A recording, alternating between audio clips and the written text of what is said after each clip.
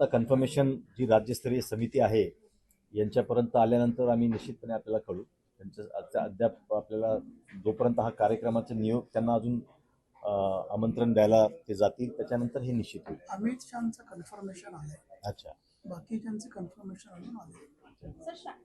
सांगितलं की जे सरताज सिंह यांचं जे गीत आहे त्या गीतातून श्री गुरु तेग बहादूर यांचं जे त्यांनी जी शहादत दिली त्याचं महत्त्व त्याच्यातून येतं.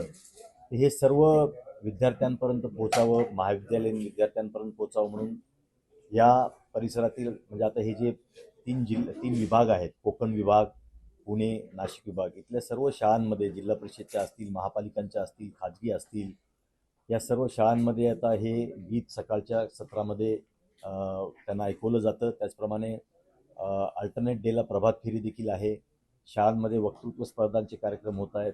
हे सर्व कार्यक्रमाच्या माध्यमातून जे हा त्यांनी केलेला आहे देश धर्म मानवतेसाठी, त्याची सर्व विद्यार्थ्यांसमोर त्याची माहिती जावी याच्यासाठी हा उपक्रम करतो.